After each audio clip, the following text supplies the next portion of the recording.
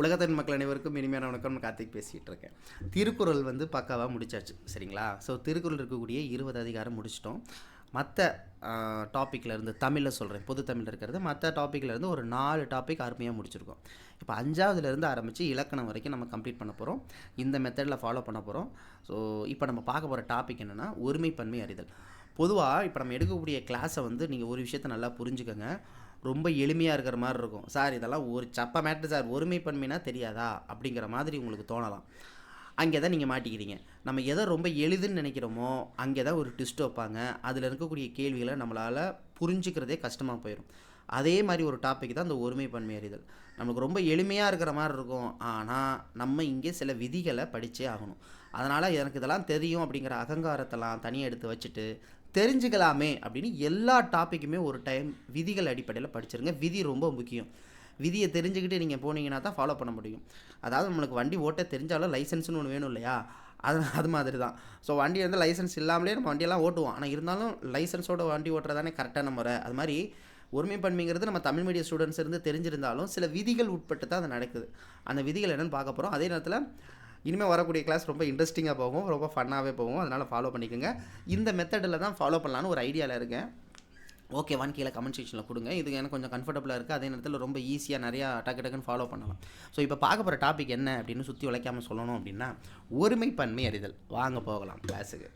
So ஒருமைப்பன்மை அறிதல் அப்படிங்கிறனா முதல்ல இதில் நிறைய பேருக்கு தெரியும், சார் ஒருமைப்பன்மைனா தெரியாதா? ஒருமை அப்படிங்கிறது ஒரு நபரையோ அல்லது ஒரு செயலையோ குறிக்கலாம். அப்போ நீங்கள் என்ன நல்லா தெரிஞ்சுக்கணும் அப்படின்னு பார்த்தீங்கன்னா, ஒருமை அப்படிங்கிறது சிங்குலர் அப்படின்னு நம்ம சொல்லலாம்.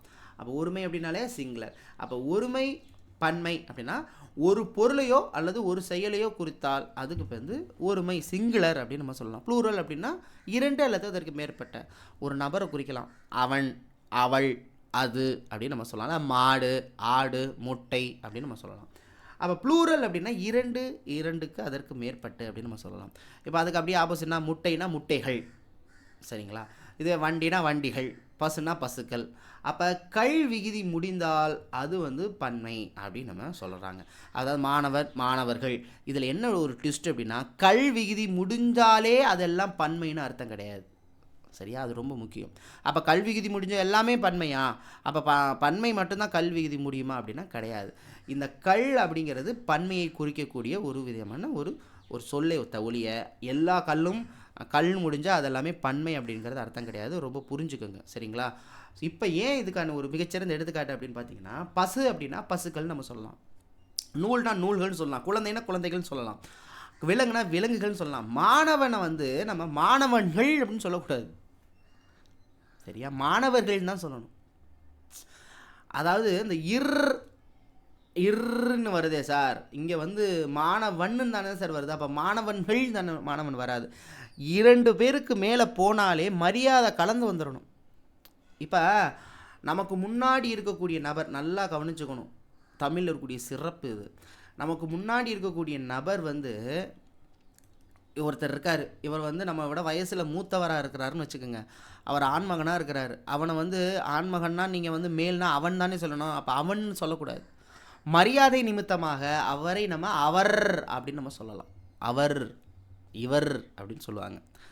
அப்போ அவர் வந்து ஆண்பாலாக இருந்தாலும் சரி, பெண்பாலாக இருந்தாலும் சரி, அப்போ அவர் அப்படின்னா அந்த இடத்துல வந்து மரியாதையை குறிக்குது. இப்போ அவர்கள் அப்படின்னு நம்ம சொன்னாலே 2க்கு மேற்பட்ட நபர்கள் வந்தாலே அதில் வந்து அவர்கள் அப்படிங்கிற வார்த்தை வந்துடும், சரிங்களா? அதனால் மாணவன் அப்படிங்கிறது மாணவர்கள் தான் வரும், அவன் அப்படிங்கிறது அவர்கள் தான் வரும், 2க்கு மேற்பட்ட. இப்போ இதில் தான் ஒரு ட்விஸ்ட்டு.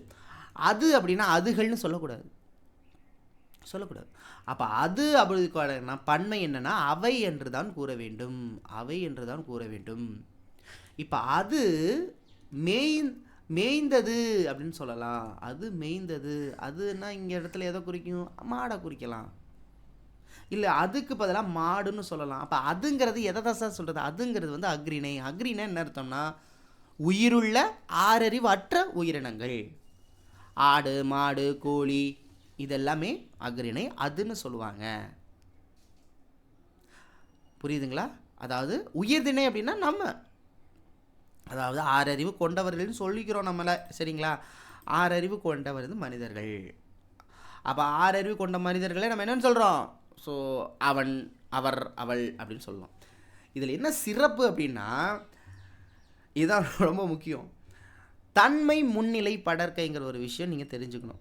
இந்த விஷயம் தமிழில் தான் இருக்குது, இங்கிலீஷ்லாம் கிடையாது. தன்மை அப்படின்னா என்ன அர்த்தம் அப்படின்னா, இங்கிலீஷில் வந்து இருந்தாலும் இங்கிலீஷில் சில விஷயங்கள் வந்து தமிழில் தான் சிறப்பாக இருக்குது. அது அது இங்கிலீஷில் என்றைக்குமே இருக்காது சில விஷயம். எடுத்துக்காட்டுக்கு ஒன்று சொல்லவா? இப்போ ஒன்றும் இல்லை, இப்போ இப்போ இப்படி சொல்லுவோமே, மேய்ந்தது அப்படின்னு நான் சொல்கிறேன். இல்லைன்னா இப்படி சொல்லுவோமே, ஹீ ரன். ஹீ ரன்னா என்ன அர்த்தம்? அவன் ஓடினான், அப்படி தானே அர்த்தம். அவன் ஓடினான். சரி, இதை வந்து நம்ம இது தமிழ் எழுதிக்கோமே, அவன் ஓடினான். சரி, அவன் ஓடினான் எழுதிட்டேன், நான் எழுதிட்டேன், தெரியுதா? எஸ், எழுதிட்டேன். இப்போ நான் என்ன பண்ணுறேன்னா, உங்களுக்காக இந்த ஹீ அடிச்சிட்றேன். அதாவது சப்ஜெக்ட்டுங்கிறது எழுவாய். நல்லா கவனிச்சுங்க. எழுவாய் அப்படிங்கிறது வந்து யார் அந்த செயலை செஞ்சால் தான் எழுவாய். செயல் அப்படிங்கிறது வினை, என்ன பண்ணாங்க. சரிங்களா? இப்போ இந்த ரென் அப்படின்னு பார்த்தா ஓடினான் அப்படின்னு மட்டும்தான் எடுத்துக்கும். இப்போ ஓடினானை வச்சு நம்ம யார் அந்த செயலை செஞ்சாங்கன்னு சொல்ல முடியும் தமிழில் மட்டும். ஓடினான் அப்படின்னா ஒரு ஆம்பளை பையன் தான் ஓடிருப்பான். இதுவே அங்கே ரென், யார் ரென்னு? ஹீரன்னா, ஷீரன்னா, தேரன்னா, வீரன்னா, இட்டுரென்னா, யார் ரென்னு தெரியாது. ஆனால் ஓடினான்னா ஆண், ஓடினால்னா பெண், ஓடினார்கள் அப்படின்னா அவர்கள், ஓடினேன்னா நான் ஓடினேன், நான் ஓடினேன், அப்படி தானே அர்த்தம். அப்போ செயல்லையே எழுவாய் என்னங்கிற விஷயத்தை தெரிஞ்சுக்கிறது தமிழ் மட்டும்தான். ஓகேவா? அப்போ நீங்கள் ஒருத்தர் சொல்கிறோம் அப்படின்னா அதை தன்மை அப்படின்னு ஒரு விஷயம். தன்மைனா நான் அதுக்குள்ளே இருப்பேன் அப்படிங்கிறது தான் தன்மை. இது நல்லா கொஞ்சங்க. தன்மை அப்படி தன்மை பெயர் அப்படின்னு என்ன அர்த்தம்? நான் அதுக்குள்ளே இருப்பேன். அப்போ நான் இருக்கிறேன்னா ஒன்று நான் என்னை மட்டும் சொல்லுவேன், இல்லை எங்களைன்னு நாங்கள் எல்லாத்தையும் சொல்லுவேன். அதாவது வீண் அப்படின்னா என்ன அர்த்தம்? நாங்கள். அயாமா வியா, அவ்வளோதான். அப்போ அதான் தன்மை. தன்மைனா நான் அதுக்குள்ளே இருக்கேன். ஒன்று நான் மட்டும், இல்லைனா என்னோட சேர்ந்த நிறைய பேர். முன்னிலை அப்படின்னா எனக்கு முன்னாடி இருக்கிறது. ஒன்று நீ மட்டும், இல்லைனா ஏன் முன்னாடி இருக்கிற நிறைய பேர். ஓகேவா? படற்கை அப்படின்னா தேர்ட் பார்ட்டியை நான் சொல்கிறது. தேர்ட் பார்ட்டினா எனக்கு முன்னாடி இல்லை, நானும் இல்லை, அவனும் இல்லை, எங்கேயோ ஒருத்தங்களை பற்றி பேசுகிறது. அவன் நல்லா நடித்தான்டா, அவன் நல்லா கிளாஸ் எடுக்கிறான்டா, அவன் போருடா, அவள் சரியான படிப்பாளிடா. அப்போ தேர்ட் பார்ட்டி ஒருத்தங்களை பற்றி சொல்கிறது. தேர்ட் பார்ட்டினா மூன்றாவது ஒருத்தங்களை பற்றி பேசுகிறதுன்னு வச்சுக்கோங்களேன். இப்போ தன்மை அப்படின்னா நான் மட்டும் அப்படின்னா ஆம்னு மட்டும் வச்சுக்குவோம். இந்த இடத்துல யான் அப்படின்னு சொல்கிறாங்க, இந்த இடத்துல தான் மாட்டிக்குவீங்க. இதெல்லாம் விதிகள் படித்தா மட்டும்தான் தெரியும். யான்ங்கிற சொல்ல நம்ம இப்போ பயன்படுத்துகிறதே கிடையாது, நானுங்கிற சொல்ல தான் பயன்படுத்துகிறோம். அப்போ யான் என்பது ஒருமையை குறிக்கிறது. அப்போ ஒருமைக்கு அப்படியே பன்மைனா யாம் அப்படின்னு சொல்லலாம், அப்படி இல்லைன்னா யாங்கள் அப்படின்னு சொல்லலாம். நல்லா கவனிச்சுக்கணும். அப்போ என்ன சொல்ல வரேன்னா, யான் அப்படின்னா யான் எல்லாம் அறிந்தவன், யான் எல்லாம் அறிந்தவன், எனக்கு எல்லாம் தெரியும்னு அர்த்தம். நான் அனைத்தையும் கற்றிருந்தவன் யான். இப்போ அடுத்து இந்த இடத்துல யாங்கள்னு சொல்லலாம், இல்லை யாம் அனைவரும், யாம் அனைத்தையும் கற்றறிந்தவர்கள் அப்படி வச்சுக்கலாம். யாம்னா நாங்கள் எல்லாருமே அர்த்தம். அப்போ இந்த இடத்துல ஆமை குறிக்குது, இந்த இடத்துல வீயை குறிக்குது, நாங்களை குறிக்குது. இது அப்படி, இது உங்களுக்கு எல்லாம் தெரியும். நான் சொல்லலாம், நாம், நாங்கள், இது எல்லாருக்குமே தெரியும். இப்போ அடுத்து நீ அப்படின்னா ஒரு ஆள், ஒன்று முன்னாடி இருக்கிற ஒருத்தரை குறிக்குது. இப்போ நீங்கள்னு எல்லாருக்கும் தெரியும். நீர் அவ்வளோ பெரிய மேதையோ, அதே நேரத்தில் நல்லா கவனிச்சுக்கோங்க. ஒரு நபர், நமக்கு முன்னாடி இருக்கக்கூடிய நபர் நமக்கு வயசில் மூத்தவராக இருந்தால் மரியாதை கொடுக்கும் நிமித்தமாக அதை நம்ம படற்கையாக பன்மையாக எடுத்துக்கொள்ளலாம். இப்போ ஃபார் எக்ஸாம்பிள், இப்போ நான் வந்து ஒரு மாணவன்கிட்ட சொல்கிறேன், மாணவனை மட்டும் சொன்னால் நீ என்ன அவ்வளோ பெரிய படிப்பா இல்லையா அப்படின்னு நான் கேட்குறேன். இதுவே 4-5 பேர் இருந்தால் நீங்கள் எல்லாம் அவ்வளோ பெரிய படிப்பா இல்லையா ஆட்டோமேட்டிக்காக வந்துடும். இப்போ ஒரே ஒருத்தர் தான், அவர் வயசில் மூத்தவர், என்னை விட வயசில் மூத்தவர். அப்போ நான் என்ன சொல்லுவேன்னா நீங்கள்னு தான் சொல்லணும். அப்போ மரியாதை நிமித்தியின் காரணமாக நம்ம பன்மையாக, ஒரு நபராக இருந்தாலும் பன்மையாக பயன்படுத்தி கொள்ளலாம். அப்போ அந்த இடத்துல நீர் யூஸ் பண்ணலாம், நீங்கள்னு யூஸ் பண்ணலாம். சார் நீங்கள் ரொம்ப பெரியவங்க சார், நீர் ரொம்ப பெரிய, நீர் ரொம்ப படிப்பாளி அப்படின்னு நம்ம சொல்லிக்கலாம். பாயிண்ட் புரியுதா சொல்கிறது?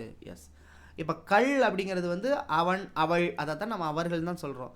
அதுனா அவை. நல்லா கவனிச்சுக்கோங்க. அது மேய்ந்தது. அதுன்னா இந்த இடத்துல மாடை குறிக்கிறாங்க. மாடு மேய்ந்தது. ஓகேவா? தம்பினா தம்பிமார், தம்பிமார்கள் அப்படின்னு சொல்லக்கூடாது. நான் சொன்னேன் பார்த்தீங்களா, கல் முடிஞ்சாலே முடியணுமா? கிடையாது. தம்பி மாறினாலே நிறையா பேர் தான், தங்கை மாறினாலே நிறையா பேர் தான். கண்ணா கண்கள், நரினா நரிகள், அதெல்லாம் செய்யும். இப்போ இந்த ரூல்லாம் உங்களுக்கு புரியுதா? ரூல்லாம் முடியலை. இப்போ அடுத்ததுன்னா தொடர்ச்சியாக நான் சொன்னேன் பார்த்தீங்களா, செய்கிறான் அப்படின்னாலே முடிஞ்சு போச்சு, அவன் நம்ம தெரிஞ்சு போச்சு. அதுக்கு இணையாகத்தான் ஒருமைப்பன்மை பொருந்தும் தொடர்ச்சியான அந்த சப்ஜெக்ட்டுக்கு ஏற்ற மாதிரி தான் அந்த வினைகள் இருக்கணும். இப்போ அவன்னா செய்கிறான் தான், அந்த இடத்துல செய்கிறாள் இருக்கக்கூடாது. அதான் நீங்கள் பிழை திருத்தணும். அப்போ அவன்னா செய்கிறான் தான். இந்த வினையிலேயே 3 காலத்தையுமே உங்களுக்கு தெரிஞ்சுக்கணும். ஒன்று நிகழ்காலம், இன்னொன்று இறந்த காலம், இன்னொன்று எதிர்காலம். செய்கிறான் அப்படின்னா இப்போ செஞ்சுக்கிட்டு இருக்கான், ப்ரெசன்ட் டென்ஸு. நிகழ்காலம் ப்ரெசன்ட் டென்ஸ், அது தெரியும் தானே. நிகழ்காலங்கிறது ப்ரெசன்ட் டென்ஸ், ஓகேவா? ஸோ இறந்த காலங்கிறது பாஸ்ட் டென்ஸ், அப்படி தானே. எதிர்காலங்கிறது ஃபியூச்சர் டென்ஸ். அப்போ செய்கிறான் அப்படின்னா இப்போ செஞ்சுக்கிட்டு இருக்கான். அப்போ ரான் முடிஞ்சிருச்சு, அப்போ அவன். அப்போ ராள் செய்கிறாள், அவள் செய்கிறது அது.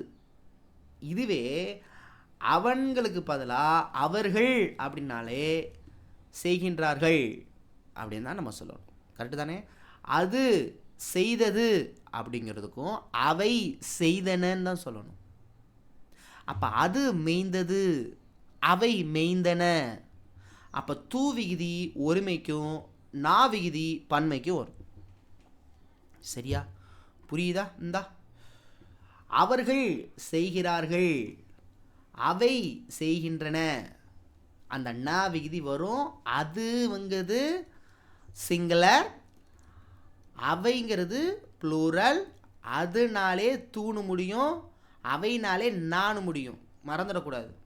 இப்போ இந்த இடத்துல பாருங்கள், இந்த இடத்துல பாருங்கள், மாடு மேய்கின்றன. இந்த நா விகுதி எங்கே வரும்னா ப்ளூரலில் தான் வரும். இப்போ இந்த மேய்கின்றன அப்படின்னா இங்கே மாடுகள்னு இருக்கணும். அப்போ மாடுகள் மேய்கின்றன கரெக்டு. ஆனால் இங்கே மாடு இருக்கே, அப்போ மாடுகள்னா தான் மேய்கின்றன. அப்போ மாடுன்னு இருந்தால் அந்த இடத்துல என்ன வரும்? மேய்கிறது அப்படின்னு தான் வரும். சொல்கிற பாயிண்ட் புரியுதா? இப்போ அடுத்த பாயிண்ட் பாருங்க. தமிழ்நாடு அணி போட்டியில் வென்றீர்கள். வென்றீர்கள் வராது. வென்றீர்கள்னால் நமக்கு முன்னாடி இருக்கக்கூடிய நபர்களை தான் சொல்லுவோம். வென்றீர்கள், நீங்கள் வென்றீர்கள் அப்படின்னு தான் சொல்ல முடியும். இது தப்புது. தமிழ்நாடு அணி போட்டியில் வென்றனர், இது சரியாக இருக்கிற மாதிரி தான் இருக்குது. போட்டியில் வென்றனர். இங்கே தமிழ்நாடு அணி போட்டியில் வென்றது, இது ரெண்டில் எது சார் கரெக்டு? இங்கே தமிழ்நாடு அணி அப்படின்னு நம்ம ஒன்றுத்த மென்ஷன் பண்ணுறோம். தமிழ்நாடு அணிங்கிறது வந்து ஒரு உயிருள்ள மனிதர்கள் கொண்ட ஒரு குழு. நல்லா கொஞ்சம் ஒரு குழு. அப்போ அந்த குழுவை வந்து நம்ம உயர்தி நிலை எடுத்துக்கப்படாது. புரியலையா சார்? அப்படின்னா இப்போ தமிழ்நாடு அணியில் இருக்கக்கூடிய போட்டியாளர்கள் வென்றார்கள் சொல்லலாம், வென்றனர் சொல்லலாம். இல்லை தமிழ்நாடு அணி போட்டியாளர்கள், தமிழ்நாடு அணி வீரர்கள். இப்போ இந்த இடத்துல சூப்பராக இங்கே பாருங்க, அழகாக இருக்குது. இப்போ இந்த இடத்துல எனக்கு இது வேணும் அப்படின்னா ரொம்ப சிம்பிளுங்க. உங்களுக்கு வந்து வெர்பு வேணும்னா அதுக்கேற்ற மாதிரி எழுவாயை மாற்றிக்கணும். எழுவாக வேணும் அதுக்கேற்ற மாதிரி வெர்பை மாற்றிக்கணும், அவ்வளோதான். இப்போ இந்த இடத்துல எனக்கு வென்றனர் அப்படிங்கிறது வேணும் அப்படின்னா அப்போ கண்டிப்பாக அந்த இடத்துல ஒரு நபர்களை குறிக்கணும். இந்த இடத்துல தமிழ்நாடு அணி அப்படிங்கிறது நபர் கிடையாது, அது வந்து ஒரு குழுவோட பெயர். அப்போ இந்த இடத்துல எனக்கு வென்றனர் வேணும் அப்படின்னா நீங்கள் என்ன பண்ணணும்? தமிழ்நாடு அணியின் போட்டியாளர்கள், தமிழ்நாடு அணியின் வீரர்கள், தமிழ்நாடு அணியின் நபர்கள், தமிழ்நாடு அணியில் இருக்கக்கூடிய வீரர்கள் போட்டியில் வென்றனர் சொல்லலாம். இங்கே பாருங்க, வென்றது. வென்றது அப்படின்னா ஒரு குழுவோட பெயர் இருக்கலாம், அதான் தமிழ்நாடு அணி போட்டியில் வென்றது. அப்போ அதுதான் கரெக்ட், மறந்துடக்கூடாது, மறந்துடவே கூடாது. அடுத்து, ஆமைகள் வேகமாக ஓடியது. ஓடியது தூ, நான் சொன்னேன். தூங்கிறது சிங்குலர், நாங்கிறது ப்ளூரல் சொன்னேன்னா இப்போ ஆமைகள் அப்படின்னு வருது, அப்போ ஓடின தான் சொல்லணும். ஆமைகள் ஓடின, ஓடியது சொல்லக்கூடாது. ஒருவேளை ஓடியது வேணும்னா ஆமை வேகமாக ஓடியது. இது ஓடியது எனக்கு வேணும்னா ஆமை மட்டும் சேர்த்துக்குவேன். ஆமை ஆமை வேகமாக ஓடியது சொல்லிக்கலாம். ஆமைகள் அப்படின்னா நீ என்ன சொல்லணும், ஓடினதான் சொல்லணும். அப்போ இது கரெக்டு. அப்போ அதுக்கு அப்படியே எதிர்மறை என்ன, நல்லா கொஞ்சம் ரொம்ப ரொம்ப முக்கியம். ஆமைகள் அப்படின்னா ஓடா, ஓடா, ஓடானா ஓடாதுன்னு அர்த்தம். இந்த இடத்துல ஓடா அப்படின்னு சொன்னாலே பன்மையை தான் குறிக்க, மறந்துடாதீங்க, மாட்டிக்குவீங்க. ஓடாது தூன்னு வந்தால் சிங்குலர். அப்போ ஆமை இந்த இடத்த பாருங்க, ஆமை வேகமாக ஓடாதுன்னு சொன்னால் கரெக்டு. ஓகேவா? இந்த இடத்துல ரெட்டில் இருக்கிறதெல்லாம் கரெக்டாக குறிக்குதுங்க, சரிங்களா? இந்த இடத்துல ரெட்டில் இருக்கிறதெல்லாம் கரெக்டாக குறிக்குது. இப்போ இந்த இடத்துல என்ன சார் பிரச்சனை அப்படின்னா ரொம்ப சிம்பிள். ஆமை வேகமாக ஓடியதுன்னு இருக்குது. அப்போ ஓடியதுன்னா இந்த இடத்துல சிங்குலர் தான் இருக்கணும். அப்போ ஆமை வேகமாக ஓடியதுன்னு சொன்னால் தான் கரெக்டு. இது பாருங்கள், ஆமைகள் வேகமாக ஓடின சொல்லலாம், கரெக்டு. ஓடின நான் வருது ப்ளூரல். ஆமைகள் வேகமாக ஓடா சொல்லலாம், ஓடா. ஓடினக்கு ஓடா தான் எதிர்ச்சொல். ஆமைகள் வேகமாக ஓடாது, ஆமைகள் ஓடாது தூ விகுதி வருதுன்னா சிங்குலருக்கு தான் சொல்லணும். அப்போ சிங்குலர்னா ஆமை தான் வரும். ஆமை வேகமாக ஓடாது, கரெக்ட். புரியுதுங்களா? இப்போ நான் சொன்னதை அதில் சொல்லியிருப்பாங்க, உயர்தனை எழுவாய் உயர்தனை பயனிலை பெற்று முடியணும். அகரிணை எழுவாய்க்கு அகரிணை எழுவினாய்வு கொண்டு முடியணும். இப்போ ஃபார் எக்ஸாம்பிள் வந்து அவன் மிகவும் சிறந்தவன், சுப்பன் மிக நல்லவன், வண்டி வந்தது. இந்த வண்டிக்கு வந்து சிங்குலர்னால் தூ மட்டும்தான் முடியணும்னு அவசியம் இல்லை, ரூவும் வரும். தூ ரூ ரெண்டுமே வரும். இந்த இதில் கொடுத்துருப்பாங்களே, இந்த பாருங்கள், தூ ரூ ரெண்டுமே வரும். ஆனால் அக்ரிணைக்கு தான் வரும், அதை மறந்துடாதீங்க. அக்ரிணைக்கு தான். அக்ரினா என்ன அர்த்தம்னு சொன்னேன், மனிதர்கள் இல்லாத உயிரினங்கள், விலங்குகள், அதுக்கு மட்டும்தான் அந்த தூரு வரும். அப்படி தானே? இப்போ ஆமைகள் அந்த இடத்துல, இதுவே நபர்கள் அவன்னா அவன் ஓடினான் ஓட மாட்டான் அப்படி தான் வரும், சரிங்களா? அப்போ அக்ரினோட வினை மட்டும் தூரு வரும். புரியுதா? தூருக்கு ரூக்கு எடுத்துக்காட்டு கூவிற்று, கூவிற்று. சரி, இப்போ எழுவாய் அப்படிங்கிறத கோதை படித்தது சொல்லக்கூடாது. எனக்கு படித்ததுங்கிறது வந்து ஒரு ஆடு மாடை சொல்கிறது தப்பு. கோதை படித்தாளுங்கிறது கரெக்டு. வண்டி ஓடா சொன்னேன், ஓடானா அது பன்மை, வண்டிகள் ஓடா அப்படின்னு தான் சொல்லணும். இல்லைனா வண்டி ஓடாதுன்னு சொல்லலாம், இந்த வண்டிகள் ஓடா சொல்லலாம், சரிங்களா? கல்விகுதி பொதுவாக எதை சொல்லும், இதுதான் சொல்லும். இப்போ இதில் என்ன இன்னொரு விஷயம்னா, இது ரொம்ப ரொம்ப முக்கியமான விஷயம், கல்விகுதியில் நீங்கள் தெரிஞ்சுக்கணும். என்ன சார் இவ்வளோ போகுதே அப்படின்னா, இதை நீங்கள் இவ்வளோ தூரம் தெரிஞ்சுக்கிட்டால் வந்து பக்காவாக அனலைஸ் பண்ண முடியும். சில விதிகளை தெரிஞ்சுக்கணும், சரிங்களா? எஸ், வாங்க கடற்கரை பார்த்துடலாம். இப்போ மாணவர்கள் தேர்வு எழுதினார்கள் அப்படின்னு நம்ம சொல்லுவோம். மாணவர்கள் தேர்வு எழுதினார் சொல்லக்கூடாது. இந்த எழுதினார் அப்படிங்கிறது வந்து எழுதினார்னா ஒருத்தர் தான் சொல்லிக்கிறது, ஓகேவா? இப்போ மங்கையர்க்கரசியர் பேசினாள். இப்போ இந்த இடத்துல மங்கையர்க்கரசி அப்படிங்கிறது யாருன்னா மங்கையர்க்கரசி யார் அப்படின்னு இருக்கு. அப்போ அந்த ஆறுன்னு வந்தால் நீ ஆறில் தான் முடிக்கணும் அப்படிங்கிறாங்க. அப்போ கல்லில் முடிஞ்சால் எழுதினார்கள் அப்படின்னு முடிக்கணும். அப்போ மங்கையர்க்கரசியார் பேசினார் அப்படின்னு நம்ம சொல்லலாம். இப்போ இந்த இடத்துல நல்லா கவனிச்சுக்கோங்க, இது ரொம்ப ரொம்ப முக்கியமான விஷயம். இந்த விதி, என் நண்பர் கூறினார் அப்படின்னு என் நண்பர் ஒருத்தரை பற்றி நான் சொல்கிறேன், நண்பர் ஒருத்தரை பற்றி சொல்கிறேன். ஒருவேளை பலர் வந்தால் கூறினார்கள்னு சொல்லலாம், கூறினார்கள் அப்படின்னு சொல்லலாம், அல்லது கூறினர்னு சொல்லலாம். இதில் மாட்டிக்குவீங்க. அப்போ பலர் கூறினர், பலர்னா பலர் கூறினார்கள் இல்லை பலர் கூறினர் அப்படின்னு நம்ம சொல்லலாம், அந்த நர்.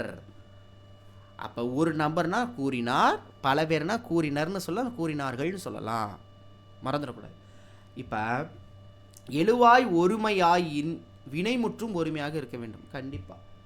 இப்போ என் எழுதுகோள் இது வன்று, இது ரொம்ப முக்கியம். இந்த வன்று இது வல்ல அப்படின்னு சொல்லக்கூடாது.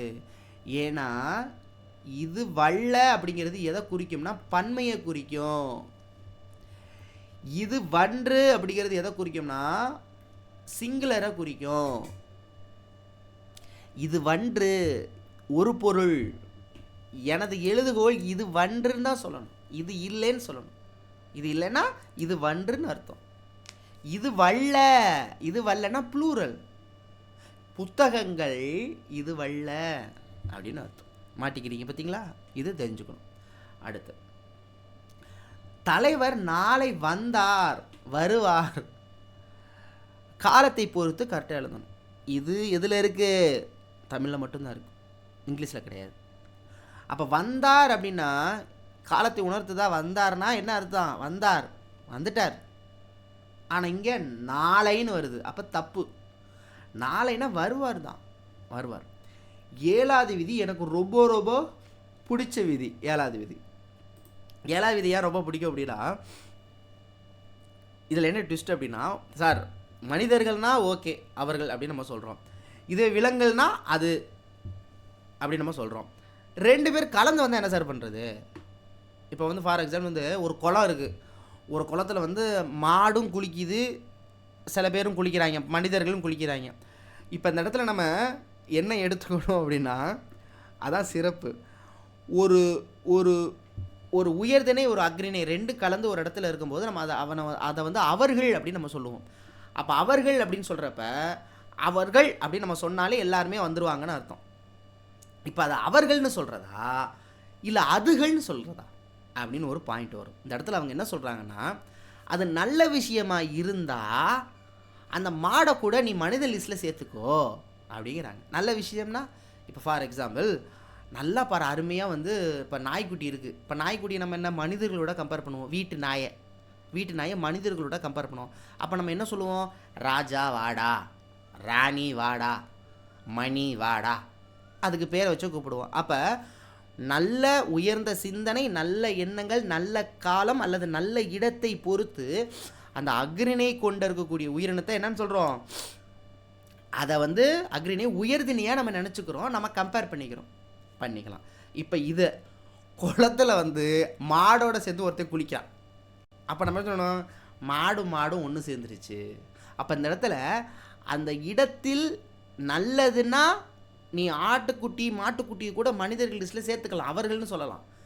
ஆனால் கெட்ட விஷயமா இருந்தால், இல்லை அது வந்து ஒரு ஒரு வரவேற்கத்தக்க ஒரு விஷயம் இல்லாத ஒரு நபராக இருந்தால், கழுதையோட தான் சேரும், நாய் வாழை நிமிட்ட முடியுமா? அப்போ அதை நம்ம என்ன பண்ணிடணும்? அந்த மனிதர்களை ஆட்டுக்குட்டியோட மாட்டுக்குட்டியோட பன்னிக்குட்டியோட கழுதைக்குட்டியோட சேர்த்துறோம். அருமையாக இருக்குல்ல? அதுதான் அந்த லைனை சொல்கிறாங்க. அதாவது இங்கே பாருங்கள், மூடனும் மாடும் குளத்தில் குளித்தனர் சொல்லக்கூடாது. குளித்தனர்னா என்ன அர்த்தம்? கூறினர் மாதிரி, கூறினர். குளித்தனர்னா பன்மை. ஆனால் குளித்தனர் அப்படின்னு ஏன் இங்கே சொல்லலை? ஏன்னா அவன் மாடு கூட குளிக்கிறான், மூடன். அப்போ இந்த இடத்துல குளித்தனர்னு சொல்லக்கூடாது. இப்போ இந்த மூடனுக்கு மாடுங்கிற வார்த்தை வரலை அப்படின்னா, அவங்க நான் சொல்கிற பாயிண்ட் புரியுதா? மாடுங்கிற வார்த்தை வராமல் மூடன் இல்லாமல் அவர்கள் குளத்தில் குளித்தனர் சொல்லலாம். ஆனால் இந்த இடத்துல மாடு வந்துருச்சே, மாடு கூட ஒரு மூடன் குளிக்கிறானே, அப்போ அந்த மூடனை நம்ம என்ன பண்ணோம்? மாட்டு கூட தான் சேர்க்கணும். அப்போ மாடுகள் குளத்தில் குளித்தனர் தானே சொல்லுவீங்க, அப்போ அதே மாதிரி பயன்படுத்துங்கிறாங்க. இதுவே நல்ல விஷயமா இருந்தா எப்படி எடுத்துக்கலாம்? ஏதாவது ஒரு நல்ல விஷயம், ஒரு நல்ல எப்படி சொல்லுது, ஒரு நல்ல ஒரு நாய்க்குட்டி வந்து ஏதோ ஒரு நல்ல விஷயம், நாய்க்குட்டி மனிதர்களை போல விசுவாசமாக இருக்குது, இல்லை நன்றி உணர்வுடன் இருக்கிறது அப்படிங்கிறப்ப நம்ம அதை இதை கூட சேர்த்துக்கலாம், மனிதர்கள் லிஸ்ட்டோடு சேர்த்துக்கலாம். புரியுதுங்களா? ஓகேவா? எஸ்.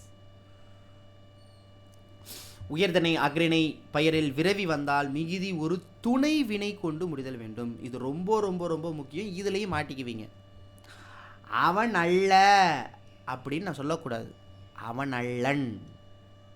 அவன் அல்ல சொல்லக்கூடாது. ஓகேங்களா? அதே நேரத்தில் இங்கே அவர் அல்ல, அவர் அல்லர்,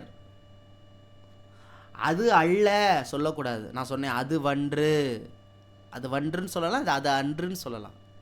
இதுவே அவைன்னு வந்தால் அவை அன்றுன்னு சொல்லக்கூடாது, அவை அல்லன்னு தான் சொல்லணும். நான் சொன்னேன்ல, இது வன்று, இது சிங்குலர், இது வன்று. அடுத்து இவை அல்ல, இது மறந்துடாதீங்க. ஓகேங்களா? ரொம்ப முக்கியம் இந்த இடத்துல. ஒவ்வொரு நிகழ்ச்சியும் சிறப்பாக அமைந்தது. ஒவ்வொன்றும் நாள்தோறும் வெடிக்கிறது. இதுக்கு என்ன அர்த்தம் அப்படின்னா, ஒவ்வொரு எனும் தொடர் ஒருமையையும், ஒவ்வொரு அப்படின்னா ஒருமைன்னு அர்த்தம். ஒவ்வொரு நாளும் நான் சாப்பிடுவேன். சாப்பிடாம இருப்போமா? ஒவ்வொரு நாளும் நான் சாப்பிடுவேன். அப்போ ஒவ்வொருங்கிறது சிங்குலர். ஓகேவா? இதுவே ஒவ்வொருவர் அப்படின்னு வந்துச்சுன்னா, ஒவ்வொருவர் என்னும் தொடர் பன்மை வினைமுற்றாக அமையும். இந்த இடத்துல பாருங்க, ஒவ்வொன்றும் நாள்தோறும் வெடிக்கிறது. பாயிண்ட் புரியுதா? ஒவ்வொருவரும் குரல் படிக்கின்றனர். ஒவ்வொருவரும் ப்ளூரல், ஒவ்வொருவரும் ப்ளூரல். இங்கே ரெண்டுமே சிங்குலர் தான். எடுத்துக்காட்டு, இது ரெண்டுமே சிங்குலர் தான். அதே மாதிரி செல்வி, லதா, கீதாஞ்சலி ரெண்டுக்கு மேலே வந்தாலே ஒவ்வொருவரும் படிக்கின்றனர். ஓகே, அதான் சொல்லியிருக்காங்க. அதே நேரத்தில் இது உங்களுக்கு தெரியும்ல, ஒவ்வொரு உயிர்மை முன் வரும். அதாவது இதுவே ஒவ்வொரு அப்படின்னா உயிர் முன் வரும். இப்போ ஃபார் எக்ஸாம்பிள் எப்படி சொல்கிறது, அவன்,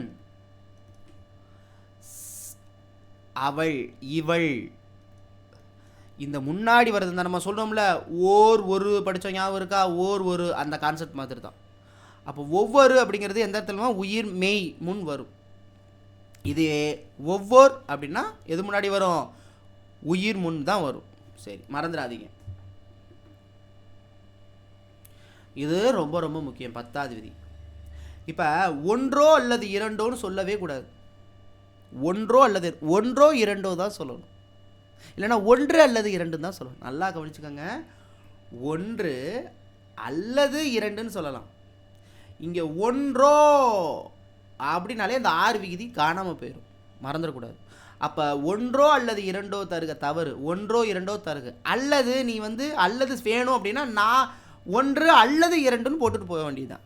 ரெண்டில் ஏதாவது ஒன்று தான் யூஸ் பண்ணணும். சரிங்களா? அடுத்து ரொம்ப ரொம்ப முக்கியம். இது ரொம்ப ரொம்ப ரொம்ப முக்கியம். இது என்னன்னா, தான் தாம் அப்படின்னு சொல்லக்கூடிய விதி. தான் தாம் ரொம்ப முக்கியம். தான் அப்படிங்கிறது ஒருமை, தாம் அப்படிங்கிறது பன்மை. முடிஞ்சு போச்சு. இந்த தாம் அப்படிங்கிறது பன்மை ஒருமையாக இருந்தாலும் பன்மையாக பயன்படுத்தி கொள்ளலாம், மரியாதை நிமித்தமாக. முடிஞ்சு போச்சு. நான் ஆல்ரெடி சொன்னேன். தாம்னு கூட சொல்லலாம், ஒருமையாக இருந்தால் கூட தாம் சொல்லலாம். ஆனால் அவர் மூத்தவராக இருக்கணும். இப்போ குடியரசுத் தலைவர் தாம் கைகளால் புத்தகத்தை வெளியிட்டார். அந்த இடத்துல குடியரசுத் தலைவர் ஒருமை தானே, அதனால் தான் கைகளால் தன் கைகள் சொல்லக்கூடாது, தாம். இப்போ இந்த இடத்துல பாருங்களேன், மாணவன் தனது கையால் சொல்லலாம். தனது அப்படிங்கிறது எனது, அந்த ஒருவன் மாணவன், ஒன்றும் பிரச்சனை இல்லை. இதுவே தலைவர் தமது கையால், தமது, தமதுங்கிற வார்த்தை ரொம்ப முக்கியம். அப்போ தான், தனது, இல்லைன்னா தாம், தமது. இது ரொம்ப முக்கியம்.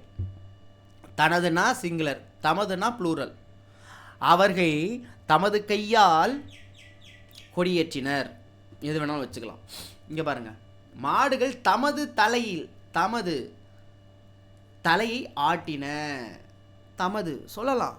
இப்போ இந்த இடத்துல மாடுகள், இந்த இடத்துல இந்த தான் தமது அப்படிங்கிறது தான், தாம், தனது, தமது அப்படிங்கிறது சிங்குலர் ப்ளூரல் மட்டும்தான். இதில் உயிரினை அக்ரிணை வேறுபாடு கிடையாது.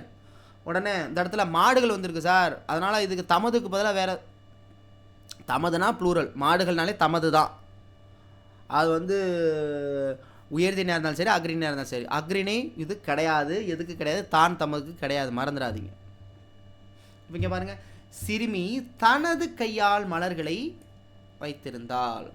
அம்பேத்கர் ஒடுக்கப்பட்ட மக்களின் உயர்வுக்காக தமது உழைப்பை நல்கினார். ஏன்னா இந்த இடத்துல அம்பேத்கர் அப்படிங்கிறது சிங்குலராக இருந்தாலும் ஒருமையாக இருந்தாலும் அவர் உயர்ந்த நபர் என்பதால் அவரை தமது அப்படின்னு தான் சொல்லணும். இப்போ உயர்ந்தோர் தம்மைத்தாமே தன்னைத்தானே புகழ்ந்து கொள்ள மாட்டார். உயர்ந்தோர் அப்படின்னாலே முடிஞ்சு போச்சு. அப்போ இங்கே இடத்துல என்ன, தம்மைத்தாமே அப்படின்னு தான் சொல்லணும், தன்னைத்தானே சொல்லக்கூடாது. இப்போ இந்த இடத்துல முட்டாள் தன்னைத்தானே புகழ்ந்து கொள்வான். முட்டாள் தன்னைத்தானே தான் சொல்லுவாங்க. சரிங்களா? இதுவே முட்டாள்கள் அப்படின்னா தம்மை தாமே சொல்லணும். நான் சொல்கிற பாயிண்ட் புரியுதா? இங்கே பாருங்கள், முட்டாள் அப்படின்னா சிங்குலர், சிங்குலர்னா தன்னைத்தானே தான். முட்டாள்கள் ப்ளூரல், அப்போ தம்மைத்தாமே தான். இங்கே அறிவாளி உயர்ந்தோர் ஒருவனாக இருந்தாலும் இல்லை உயர்ந்தவன் ஒருவராக இருந்தாலும் தம்மைத்தாமே தான் சொல்லணும். ஏன்னா மரியாதை நிமித்தமாக. மறந்துடாதீங்க. இவை எனக்கு பிடித்த நூல்கள். இவை, இங்கே இவை, இவைங்கிறது என்னது? Plural, plural. அப்போ இவைங்கிறது இங்கு தான் சொல்ல தாம். இவைதான் எனக்கு பிடித்த நூல்கள். இவைதான் எனக்கு பிடித்த நூல்கள் கிடையாது. இவை தாம் எனக்கு பிடித்த நூல்கள். குழந்தைகள் தம்மால் முயன்ற உதவிகளை பிறருக்கு செய்தன. ரொம்ப முக்கியம். பாயிண்ட் புரியுதா? எஸ். அடுத்து எதிர்மறை சொற்கள். தன்மை அப்படின்னா நான் அல்லேன். இதுவே முன்னிலைனா நீ அல்லை. இதுவே தன்மையிலே நாளே நாங்கள் நிறைய பேர் நாம் அல்லோம் என்று தான் சொல்லணும். நாம் அல்லோம். இங்கே நீ அள்ளீர். ஓகேவா? இதுவே படற்கையில் அவன் அல்லன், அவள் அல்லல். இன்னு பாருங்க, இல்லு பாருங்க, அவர் அல்லர். அத்து அன்று, அவை அல்ல. நான் ஆல்ரெடி சொன்னது தான். அத்து அன்று, அவை அல்ல. இதெல்லாம் ரொம்ப ரொம்ப முக்கியம். இதெல்லாம் உங்களுக்கு தெரிஞ்சது தான். அவைகள்னு சொல்லவே கூடாது. அவைனாலே ப்ளூரல் தான். அதான் அவைகள், அவை அப்படிங்கிறது தான் கரெக்ட். அவைகள் சொல்லக்கூடாது. புரியுதா புரியலையா? எஸ் புரியுது சார். அடுத்து அதுகள், அதுதான் கரெக்டு. எனது மகள், என் மகள் தான் சொல்லணும். எனது மகள் சொல்லக்கூடாது, என் மகள் தான் சொல்லணும். ஒரு ஊர் சொல்லக்கூடாது, ஓர் ஊர் தான் சொல்லணும். ஏன்னா ஒரு ஊர் நான் உங்களுக்கு ஆல்ரெடி நடத்தியிருக்கேன். நாள்கள் சொல்லக்கூடாது, நாட்கள் தான் சொல்ல வேண்டும். மறந்துடாதீங்க. நாள்கள் என்று தான் சொல்ல வேண்டும், நாட்கள் என்று சொல்லக்கூடாது. பொது வழி அல்ல, பொது வழி அன்று. அன்றுனா சிங்குலர், பொது வழிங்கிறது ஒரு வழி தான். சில அறிஞர், அறிஞர் சிலர், அறிஞர் சிலர் தான் சொல்லணும். அது அவன் அல்ல, அவன் அல்லன் சொன்னேன். அவன் அல்ல சொல்லக்கூடாது, அவன் அல்லன், அவள் அல்லல், அவர் அல்லர். அத்து அன்று, அவை அல்ல. அப்படி தான் பார்த்தோம். கரெக்டு தானே? எஸ். அவர்கள் அல்ல, அவர்கள் அல்லர். இந்தா அவை அன்று, அது அன்று. யான் தாம் வந்தோம், யான் தாம் வந்தோம் கிடையாது, யான் தான் வந்தேன். இந்த இடத்துல யான் தான் வந்தேன், யான்ங்கிறது என்னையை குறிக்குது. நான் தான் வந்தேங்கிறதா அது அப்படி கொடுத்துருக்கீங்க. யானுங்கிறது நான், நான் தான் வந்தேன். நீர்தான் கொடுத்தீர், நீர்தாம் கொடுத்தீர், தாம். நாம் தான் போவோம், நாம் தான் போவோம். இந்த இடத்துல மிஸ்டேக்காக இருக்குது. நாம் தான் போவோம், இம்மு வரும் இந்த இடத்துல. நீர்தாம் கொடுத்தீர், கரெக்டு. நீர்தான் வராது. அவைதான் ஓடின, அவைனுங்கிறது ஓடினங்கிறது சிங்குலர், ஆனால் இங்கே ப்ளூரல் இருக்குது. அப்போ அவைதான் ஓடின. அவ்வளோதான். ஒருமைப்பன்மையில் இதுக்கு மேலே வச்சுறது எடுத்துக்காட்டே கிடையாது. ஃபுல்லாக முடிச்சாச்சு. இதுக்கான ஒரு 10 கொஸ்டின், ஒரு 15 கொஸ்டின் நான் குரூப்பில் கேட்குறேன். அப்படியே ஃபாலோ பண்ணுங்கள். பேச்சுலர் ஸ்டூடெண்ட்ஸ் இதான் டெஸ்ட்டுக்கு கரெக்டாக ஃபாலோ பண்ணிக்கோங்க. டவுட் இருக்கிறவங்க இன்றைக்கி அப்ளிகேஷனில் நான் லைவுக்கு வரேன், கண்டிப்பாக வரேன். ஸோ உங்களுடைய டவுட் கிளாரிஃபிகேஷனை கேளுங்க. சரிங்களா? Thank you so much. மீண்டும் சந்திக்கலாம். நன்றி, வணக்கம்.